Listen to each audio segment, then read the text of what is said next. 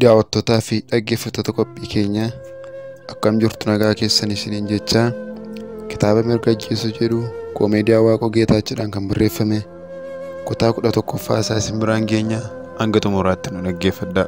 Sa'aatii laaqanaa irratti barsiisaa Absaa'uu wajjin haasa'uu jalqabne. Dabtarri baankii dhimma ijaarsa manaa qofaaf ooluu akka banamuu qabu mari'anne. Dabtarichis maqaa barsiisaa Absaa'uu obbo Mantee fi Gurreedhaan akka banamuu waliif galle. Namoonni kun sadan koree ijaarsa mana kanaa ta'anii baasii fi galii isaa hundumaa akka to'atan murteessine. Sadanuun isaanii wal arganii dabtara baankii banan. Bulchiinsi magaalaa qarshii 50,000, warri daldaltootaa immoo qarshii 53,000 dabtaricha irratti dhangalaasanii. Wanta ta'aa jiru hundumaan bilbilee haadha kootti hime. Baay'ee gammadde.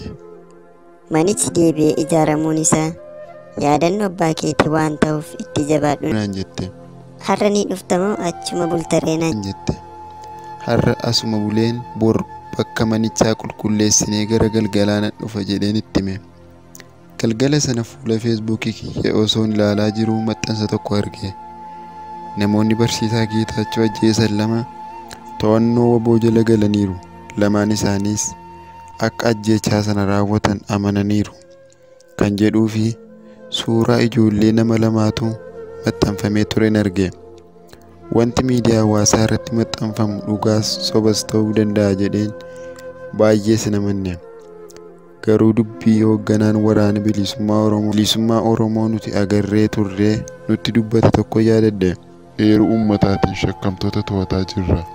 Warri hafes eessayyuu naqan inuma to'atamu jedhee ture. Dubbichi dhugaa yookaan soba ta'uu isaa karaan adda baafadhu waan dhabeef callisee madhiise. Ganama lafti bari'ee sa'aatii 2 yeroo ta'u mana barsiisaa Absaa'uutii ba'een gara mana keenyaatti deeme.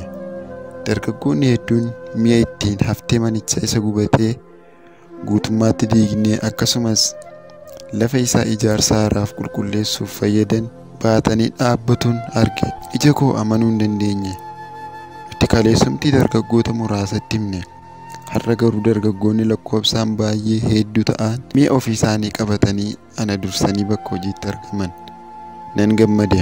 Hunda isaanii tokko tokkoon dubbisuun waan yeroo fudhatuuf waluma faana isaan dubbiseen gara mana keenyaatti seene. Hunduu hojii isaa eegale. Utuma dargaggoonni baay'een hojiitti jiranii kan lakkoofsaan hedduu ta'an itti dabalamaa deeman. Baay'ina dargaggoota dhufanii irraa kan ka'e dargaggoonni muraasni yeroo hojjetan kaan immoo dhaabbatanii warra hojjetu jajjabeessaa turan. Miira nama gammachiisutu ture. Hunduu dhimmee hojjeta, ni kolfu, walitti qoosu. Yeroo dargaggoonni akkasitti hojii humnaa kana hojjetan namoonni ollaa ammoo buna danfisanii fidanii dargaggoonnis gidduutti buna dhuganii gara hojiitti deebi'an. Dhugaa dubbachuuf wanta hamaa maatii koo irratti raawwate hunda na irraanfachiisan. Anis isaan waliin kolfee taphachuun eegale. Al tokko tokko hammeenya baay'ee gaarummaa xiqqootu nama dagachiisa. Kanaaf gaarummaan xiqqoon qabu kan jedhamuuf utuma hojii kanarra jiru konkolaataan geejjibaa giddu galeessa tokko balbala keenya irra dhufee dhaabbate. Konkolaachisaa fi gargaaraan isaa keessaa bu'anii fiigaa dhufanii.